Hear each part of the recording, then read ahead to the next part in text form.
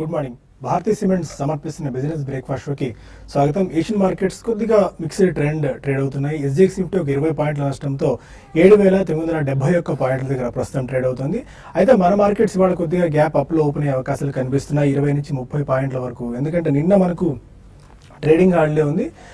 European markets కానీ American markets రెండు చాలా స్ట్రాంగ్గా క్లోజ్ అయిన పరిస్థితి మనం చూస్తున్నాము. డౌ జోన్స్ అయితే 2016 గరిష్ట స్థాయిల దగ్గర ప్రస్తుతం ట్రేడ్ అవుతుంది. చాలా స్ట్రాంగ్ గ్లోబల్ క్యూస్ మనకు వస్తున్నాయి. ఇక ఇంటర్నేషనల్ మార్కెట్స్ ఒకసారి చూసుకున్నట్టయితే ఇంతకుముందే చెప్పుకున్నట్టు ఏషియన్ మార్కెట్స్లో మిక్స్డ్ ట్రెండ్ కనిపిస్తుంటే యూరోపియన్ మార్కెట్స్ అమెరికన్ మార్కెట్స్ చాలా స్ట్రాంగ్గా క్లోజ్ అయిన పరిస్థితి మనం చూస్తున్నాము. స్పెసిఫిక్ స్టాక్స్ ఒకసారి మాట్లాడుకోవాల్సి వస్తే ఇన్ఫోసిస్ అండ్ టీసీఎస్ ప్రధానంగా డిస్కస్ చేసుకోవాలి స్టాక్స్గా కనిపిస్తున్నాయి. Infosys last trading session almost ఒక 7 to 8% వరకు పెరిగిన పరిస్థితి మనం చూస్తున్నాం. ఎందుకంటే మార్కెట్ అంచనాల కంటే మెరుగైన పర్ఫార్మెన్స్ని ఇన్ఫోసిస్ చూపించింది. ఆ నేపథ్యంలో ఒక 7 to 8% వరకు గెయిన్స్ ఇన్ఫోసిస్ మనకు కనిపించాయి. Most of the rating and research agencies కూడా ఇన్ఫోసిస్ రేటింగ్ను పెంచాయి. ₹1,400 ప్లస్ టార్గెట్స్ని కూడా వాళ్ళు ఇస్తున్న పరిస్థితి మనం చూస్తున్నాం.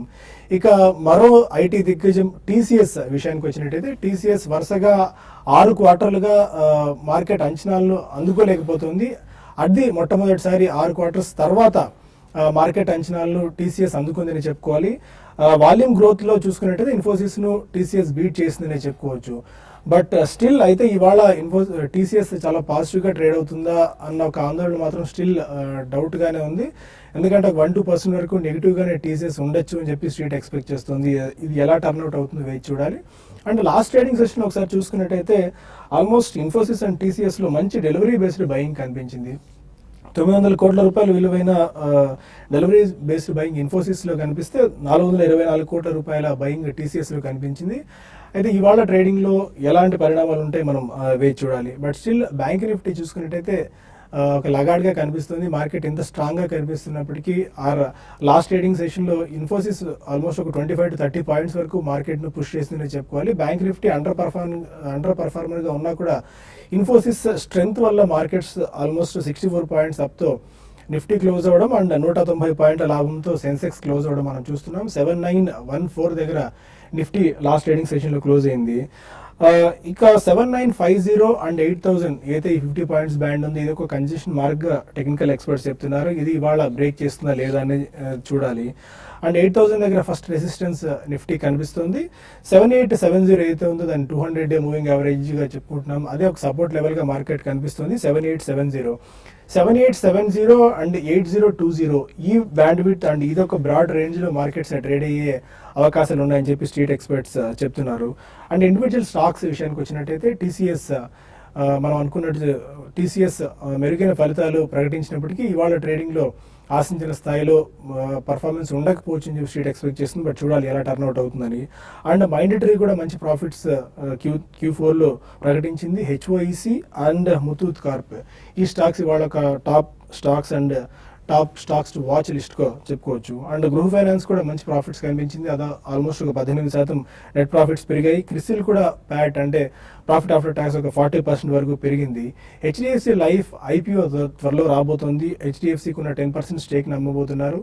ఒకవేళ అదే కనుక జరిగినట్టయితే ఐఆర్డిఏ నుంచి పర్మిషన్ అండ్ సెబీ నుంచి పర్మిషన్స్ వస్తే హెచ్డిఎఫ్సి వాల్యుయేషన్స్ కూడా కొద్దిగా పెరిగే అవకాశం ఉంది. హెచ్డిఎఫ్సి లైఫ్ కనుక లిస్ట్ అయినట్టయితే.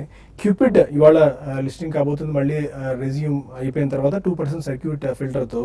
ఏఆర్ఎస్ ఇన్ఫ్రా ఇది దాదాపు ₹65 కోట్ల వర్క్ ఆర్డర్ సంపాదించింది. అది కూడా ఇవాళ ఒక టాప్ స్టాక్ ఆఫ్ ద డేగా స్టాక్స్ టు వాచ్ లిస్ట్లో ఏఆర్ఎస్ ఇన్ఫ్రాని కూడా పెట్టుకోవచ్చు. అండ్ జయకుమార్, సింప్లెక్స్, హెచ్సిసి ఇవన్నీ కూడా కొన్ని కాంట్రాక్ట్స్ దక్కించుకున్నాయి. ఈ స్టాక్స్ కూడా ఇవాళ మేజర్ స్టాక్స్ ఆఫ్ ద డేగా top stocks of the day to వాచ్గా చెప్పుకోవచ్చు. ఎలా ఉండొచ్చు ట్రెండ్ అండ్ టెక్నికల్ ఎక్స్పర్ట్స్ ఏం సూచిస్తున్నారు? 8000 మార్క్ని ఇవాళ నిఫ్టీ క్రాస్ చేసి సంకేతాలు ఏ మేరకు కనిపిస్తున్నాయి నిమిషాలు మనతో మాట్లాడేందుకు ఇద్దరు అనలిస్టులు సిద్ధంగా ఉన్నారు. Good morning both of you sir.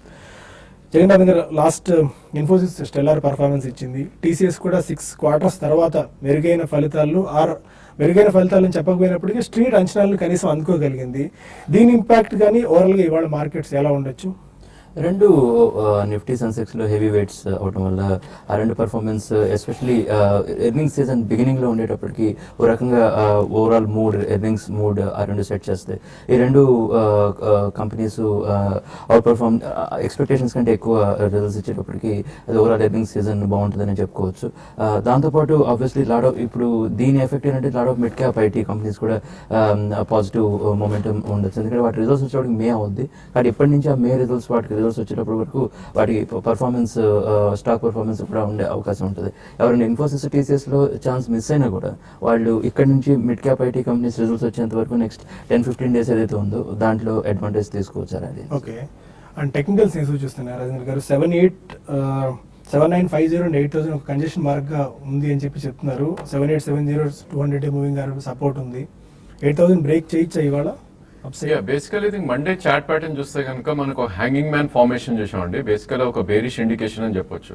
So probably ఎక్కడో ఐ థింక్ బుల్స్ కొద్ది టైర్డ్ అయినట్టు కనిపిస్తుంది చార్ట్ ప్యాటర్న్ చూస్తే కనుక. సో మేబీ ఇక్కడ నుంచి కొద్ది మార్కెట్ పెరిగినప్పటికీ ఫ్రెష్ పొజిషన్స్ లో అయితే కొద్ది కాషియస్గా ఉండాలి లాంగ్ పొజిషన్స్. బట్ అదేవిధంగా షార్ట్ పొజిషన్స్ కూడా డెఫినెట్లీ క్రియేట్ చేయకూడదు. ఓన్లీ 7842 కింద క్లోజ్ అవుతేనే ఫ్రెష్ షార్ట్స్ క్రియేట్ చేయమని మేబీ చార్ట్స్ చెప్తున్నాయి. బట్ ఈ స్టేజ్ లో ప్రాబ్లీ 7979 అనేది ఒక క్రూషియల్ రెసిస్టెన్స్ గా మనం పరిగణించవచ్చు. డిసెంబర్ 2015 లో హై ఏదైతే ఉందో probably that should act as a great resistance అని చెప్పొచ్చు. ఎందుకంటే మనం మంత్లీ చార్ట్స్ లోకి వెళ్ళినా కూడా ఆల్మోస్ట్ మనకి ఇది 5 to 7 months హైలో ట్రేడ్ అవుతున్నట్టు కనిపిస్తుంది. అండ్ అదేవిధంగా మనకి చార్ట్ ప్యాటర్న్స్ కూడా ప్రాబ్లీ సూచిస్తుంది ఏంటంటే higher top higher bottom regime start అయినట్టు కనిపిస్తుంది. సో మనకి బేసికలీ ఫస్ట్ రెసిస్టెన్స్ 7979 దగ్గర ఉంది. అండ్ అది క్రాస్ అయిందంటే మేబీ నెక్స్ట్ మీనింగ్ఫుల్ రెసిస్టెన్స్ అనేది 8135. అఫ్ కోర్స్ సైకలాజికలీ 8000 దగ్గర కొంతమంది సెల్లింగ్ వస్తూ ఉంటారు. And I think we should book profits at that level అని చెప్పొచ్చు. ఇక్కడ మనం గమనించాల్సింది ఏంటంటే లాస్ట్ 2 months గా మనకి మార్కెట్ చూస్తే కనుక 6825 నుంచి ఆల్మోస్ట్ మనం క్లోజ్ టు 8000 వస్తున్నాం. కాబట్టి మేబీ కరెక్షన్ అనేది స్టీప్ కరెక్షన్ రాలేదు. ఇన్ కేస్ మనకి కరెక్షన్ వచ్చిందంటే కొద్దిగా స్టీప్ ఉండే అవకాశం ఉంది. డెఫినెట్ గా బుల్స్ కి రిస్క్ టు రివార్డ్ ఫేవరబుల్ లేదని ఈ స్టేట్ లో చెప్పొచ్చు. అదేవిధంగా బ్యాంక్ నిఫ్టీ చూస్తే కనుక ప్రాబ్లమ్ మనకి ఏదైతే 200-day మూవింగ్ యావరేజ్ ఉందో వీఆర్ ఆల్మోస్ట్ 500 points అవే అని చెప్పొచ్చు. దట్ ఈస్ 16,777 దగ్గర 200-day మూవింగ్ యావరేజ్ ఉంది. డెఫినెట్లీ మనకి నిఫ్టీ అండర్ పర్ఫార్మెన్స్ చేస్తుంది బ్యాంక్ నిఫ్టీ కంపేర్ చేస్తే. సో ప్రాబ్లీ బ్యాంక్ నిఫ్టీ కొద్ది వీక్ ఉండే ఛాన్స్ ఎక్కువే ఉంది. బట్ ఏదైనప్పటికీ బై ఆన్ డిప్స్ గా చెప్పుకోవచ్చు. 15,842 ఏదైతే ఉందో ప్రాబ్లీ ఇక్కడ నుంచి 300 to 400 points పడితే కనుక maybe bank Nifty definitely by on dips గా చెప్పొచ్చు. అది 20-day మూవింగ్ యావరేజ్ అది ఒక స్ట్రాంగ్ సపోర్ట్ ఉండే అవకాశం ఉంది విత్ స్టాప్ లాస్ బిలో 15,700. అదేవిధంగా 16,774 ఆ లెవెల్స్ ఇన్ కేస్ వస్తే కనుక ప్రాబ్లీ అక్కడ ఒక ప్రాఫిట్ బుకింగ్ అనేది మనకి డెఫినెట్లీ వస్తుంది. So probably I think now IT space should do well actually going forward. So bank Nifty కొంచెం అవాయిడ్ చేసి మేబీ ఐటీ స్టాక్స్ ఏమన్నా we can look into buying. As long as Nifty performs I think IT should do well. అదేవిధంగా కొన్ని second run pharma stocks కొద్దిగా chart patterns లో bottom out అయినట్టు కనిపిస్తుంది. Example of Ajanta pharma and Divi's lab. Even I think one can look at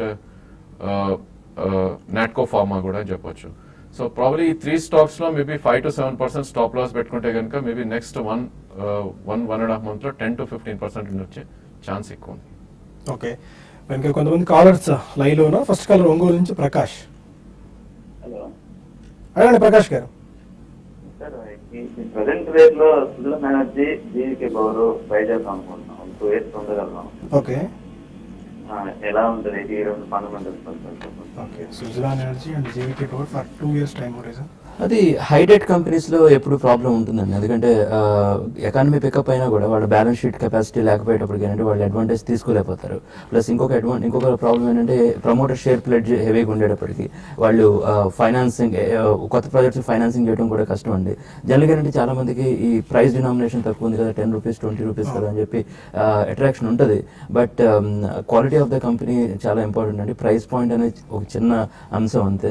కాబట్టి ఏంటంటే మేము వద్దని సలహా ఇస్తామండి ఇక్కడ. ఎందుకంటే మార్కెట్లో చాలా అవకాశాలు ఉన్నాయి. దగ్గర దగ్గర ఒక 500 సాలిడ్ గుడ్ ఐడియాస్ ఉన్న మార్కెట్లో అంత హెవీ డెట్ ఉన్న కంపెనీస్కి వెళ్ళాల్సిన అవసరం లేదంటారు. అది కృష్ణా డిస్ట్రిక్ట్ నుంచి రామ మరో కాలర్. హలో, అడగండి రమ్మ గారు. అండి నమస్కారం అండి. చెప్పమానండి. చెప్పండి. ఇందా కార్పొరేషన్ 93 లో తీసుకున్నానండి. ఓకే. అవేమో కొంత ప్రాఫిట్ బుక్ చేసుకోమంటారా? ఓకే. ఏజియా ఇంటర్నేషనల్ పరిస్థితి ఏంటండి? అప్ మూవ్మెంట్ వస్తుందంటారా ఇంకా? స్టేట్ బ్యాంక్ ఆఫ్ ఇండియా అండి, ఏజియా ఇంటర్నేషనల్ అది. Is international. ఓకే అండి, ఫైన్. అది ఒక మాట అండి. యా బేసికల్ ఐ థింక్ మిండా ఇండస్ట్రీస్ చూస్తే కనుక లైఫ్ టైం హై 105. ఇందా కార్పొరేషన్, ఇందా Yeah, Minda కార్పొరేషన్ 93లో తీసుకున్నారు. యా 120 రూపీస్ ఉంది current market price. So life time high ఏదైతే ఉందో 105 దాటిందండి. So probably I think it should start performing now. Maybe మీరు 90లో కొన్నారు కాబట్టి 120 రూపీస్ కరెంట్ మార్కెట్ ప్రైస్ ఉంది. సో దీని 200-డే మూవింగ్ యావరేజ్ 106 ఉంది. సో డెఫినెట్ గా ఇక్కడ మీరు ప్రొటెక్టివ్ స్టాప్ లాస్ పెట్టుకుని పొజిషన్ రన్ చేయమని చెప్తాను. మేబీ 106 వస్తే మీరు 50% ఎగ్జిట్ అవ్వండి. అండ్ మార్కెట్ కనుక బాగుండి కొద్దిగా పర్ఫార్మ్ చేస్తే ఈ స్టాక్ 150 to 160 దాకా కూడా వెళ్ళే అవకాశం ఉంది. మిర్జా ఇంటర్నేషనల్ చూస్తే కనుక లాస్ట్ 7 months నుంచి ఒక కన్సాలిడేషన్ ఫేజ్ లో ఉంది. సో ప్రాబ్లీ 145 నుంచి అరౌండ్ 85 రేంజ్ లో కొద్దిగా ట్రేడ్ అవటం చూస్తున్నాం. సో దీనిలో 65 అనేది చాలా స్ట్రాంగ్ సపోర్ట్ మనకు ఉంది. బట్ ఐ థింక్ అది రావడం కొద్దిగా కష్టంగానే కనిపిస్తుంది ఈ స్టేజ్ లో. మనకి 20-డే మూవింగ్ యావరేజ్ మంత్లీ చార్ట్స్ లో 89 రూపీస్ ఉంది, 102 కరెంట్ మార్కెట్ ప్రైస్ ఉంది. In case me trading position అయితే కనుక 89 స్టాప్ లాస్ పెట్టుకుని హోల్డ్ చేయండి. మేబీ 112 నుంచి 118 మధ్యలో మీరు ఒకసారి ప్రాఫిట్స్ బుక్ చేసుకోవచ్చు. ఓకే, ఇక మరిన్ని కాల్స్ అండ్ ఈమెయిల్స్ తీసుకునే ముందు బిజినెస్ బ్రేక్ఫాస్ట్లో ఒక చిన్న బ్రేక్ తీసుకుందాం.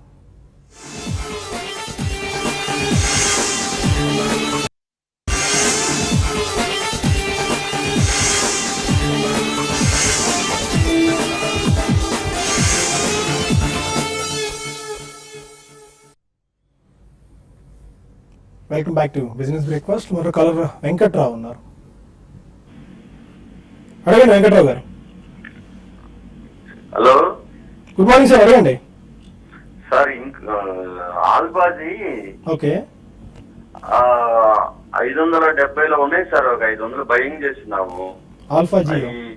ఆల్బాజీ ఓకే. భగీరథ వచ్చేసి ఒక 500 ఉన్నాయి సార్ 132లో. ఓకే. అవి ఉంచమంటారా తీసేయమంటారా అర్థం కావట్లేదు. 6 months అయింది కొనేవి. ఓకేనండి, ఫైన్.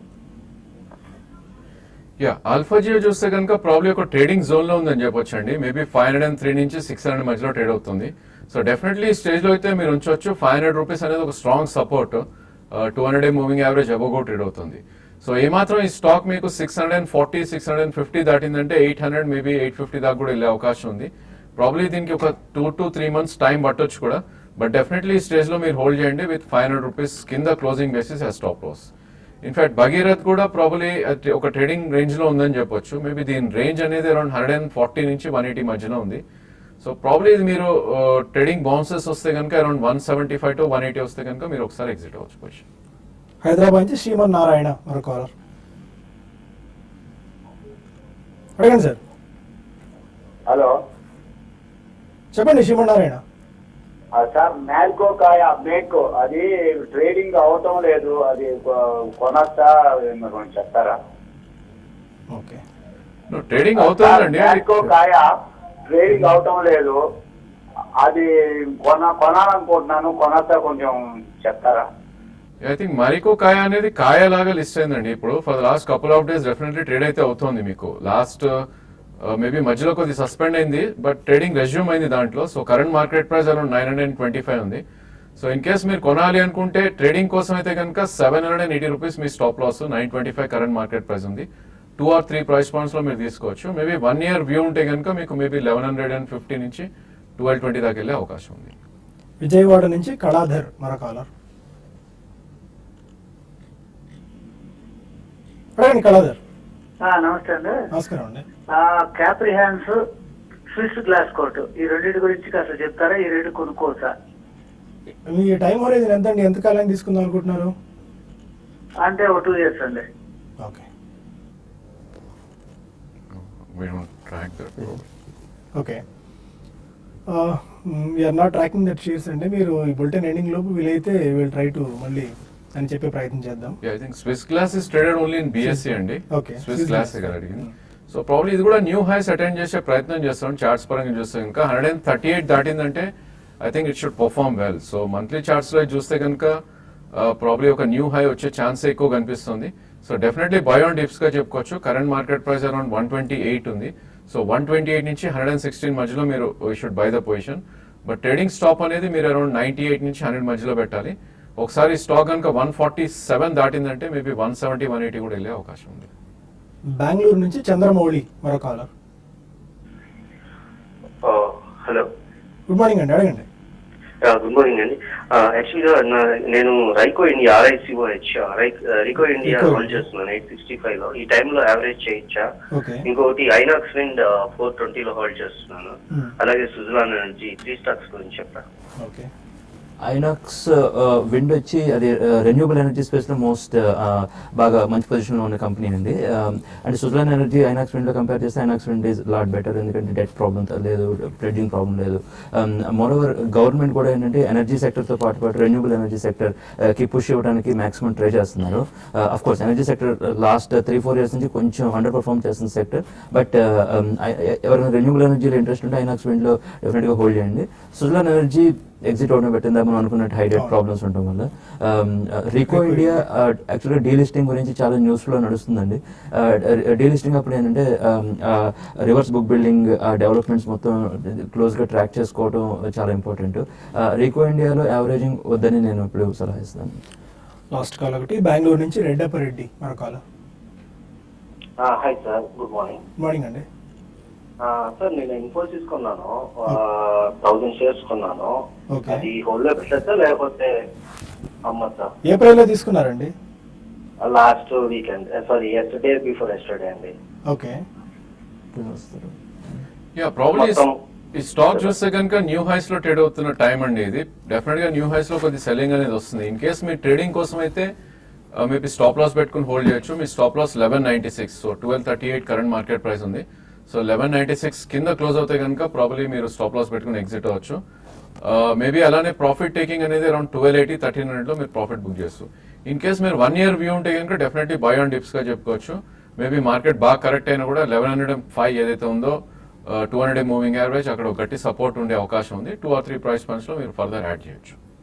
ఓకే, కొన్ని ఈమెయిల్స్ వచ్చాయి, వాటికి సమాధానం తెలుసుకునే ప్రయత్నం చేద్దాం.